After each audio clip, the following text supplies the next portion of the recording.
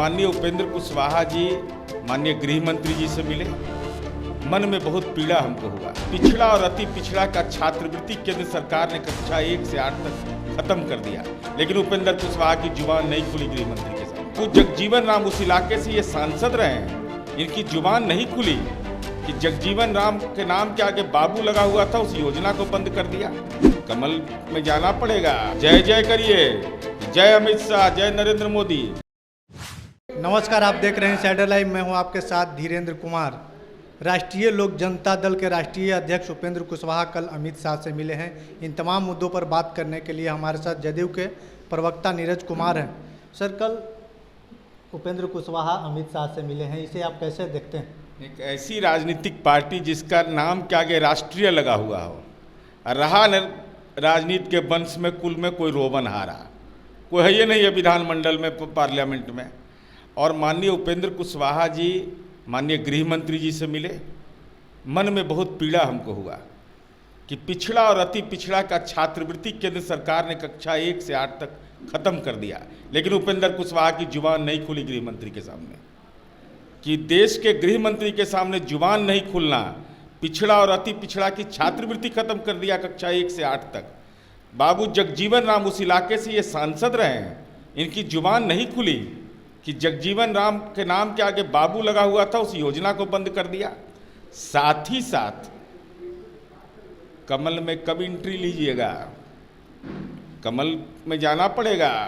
उपेंद्र कुशवाहा जी इसको सार्वजनिक करिए, छिपाइए नहीं कि क्या बात हुई है, ये तो पता चलेगा। सच करिए, चूंकि शर्त है वहाँ।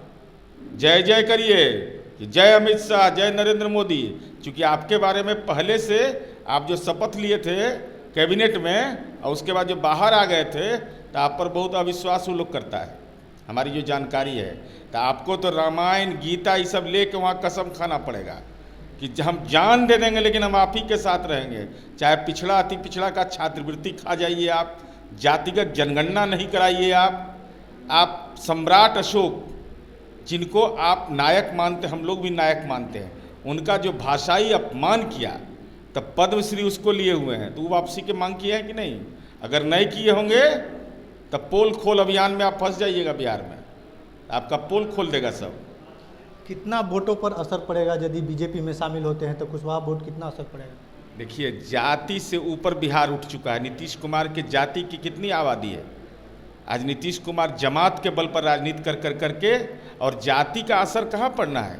जो जातिगत जनगणना का विरोध कर दे, वैसी जमात में शामिल हो जाए जो जाति गणना के ही खिलाफ हो, उस पर जाति का क्या असर पड़ना है? उसको तो जाति ही तनखैया घोषित कर देगा कि जाति गणना का ही विरोध कर रहे हो देश के अंदर में। देश के अंदर कराते नहीं हैं। आज पटना पहुंचे हैं और नई शिक्षक नियमावली पर भी उन्होंने सवाल उठाया है कि ये जो नियम है वो गलत है और नए जो अभ्यर्थी हैं उनका भविष्य बर्बाद हो रहा है। बीपीएससी से नियुक्ति हो जाए तो इनको खराब लग रहा है। तो हम तो एक ही सवाल उपेंद्र कुशवाहा जी पूछ रहे हैं, पिछड़ा अति पिछड़ा की हकमारी क्यों किया मोदी सरकार ने? कक्षा 1 से 8 तक छात्रवृत्ति क्यों बंद हुआ और इस पर आपकी जुबान खामोश क्यों? जगजीवन राम छात्रावास योजना क्यों बंद हुआ? इन सवालों का जवाब तो बिहार के 2 लाख नौजवान देंगे नौकरी कर करके। लेकिन आप बताइए, पिछड़ा और अति पिछड़ा का छात्रवृत्ति खा कर करके राजनीति की दुकान सजाइएगा और वैसी जमात में शामिल हो गए जो देश के अंदर में एक फांसीवादी हुकूमत है।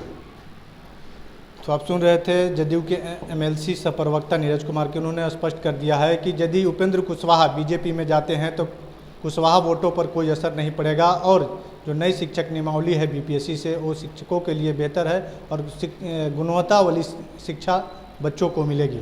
और भी हमारी अपडेट खबरों को देखने के लिए देखते रहें सैडर लाइव। धन्यवाद।